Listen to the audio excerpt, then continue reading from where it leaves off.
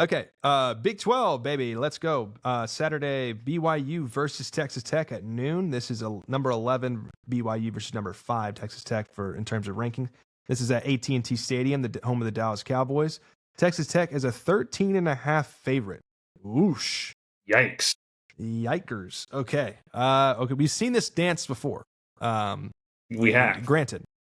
Here's a couple of neutral cookies we gotta bring up. It was on the road for BYU, so a home game for Texas Tech. It was kind of like a homecoming for Texas Tech because Patrick Mahomes was the guest speaker. It was college game day, sold out fans. Jacob Rodriguez, a Heisman candidate. So all these factors kind of played into against BYU's hand. Now we get it on a neutral site. And so with that being said, and I guess I'll go ahead and throw my take out there. I don't think Texas Tech covers. I think they win. I think the ending score of this one's going to be 28-24 Texas Tech. I think it's going to be a lot closer. I think Texas Tech controls the outcome of the game for the most part, but then BYU kind of climbs their way back. And again, the key to success, in my opinion, for BYU to beat Texas Tech is to keep Texas Tech, minimize their possessions, continue to methodically drive down the field, keep the ball away from them as much as you can, and establish some sort of a run game. I believe their running back had a phenomenal game this past weekend. That's just versus UCF.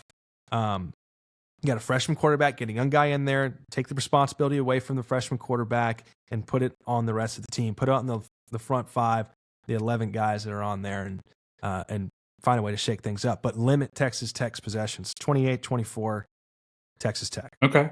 I respect that. Realistically, I know they put belt to ass, aren't they? yeah. Look, I love you, buddy, but gosh dang, do you have like the tendency of just saying the opposite thing that happens? I mean, it is. That's true. We have historical data showing that you say everything happens the opposite of what you say. But yes, as an accountant, we always do everything based on historical data, and what we see is that there is only 7 plays. I think it was only 7 plays that occurred in Texas Tech territory the last time these two teams played. And so that shows how dominant that team was or Texas Tech's defense was against BYU.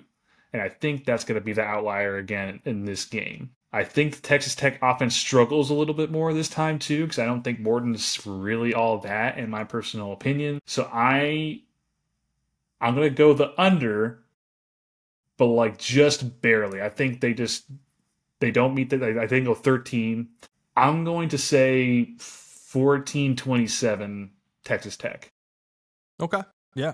I mean, I just don't think they just score. I think they go 2 field goals, and it really just, I feel like both teams can't really do much on offense, in my personal opinion. Yeah. And there was a lot of missed points in the field that Texas Tech left over in that first game as well. Very much so, especially in the red zone.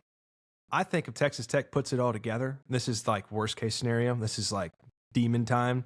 I think Texas Tech could win 49-28 and just blow them out of the water. I think that's worst case scenario where you're like, oh God. They have the potential 100%. They do. But it incorporates with both of our predictions. Agreed. 100%. Like we're accounting for minimized possessions and maybe Morton not playing up to standard. But if that defense gets churning and Morton plays up to expectation, it could be you can have yourself a blowout. Yeah, you could have yourself literally you might as well just turn off your TV and go to the next game. And then the Mormons can finally shut up.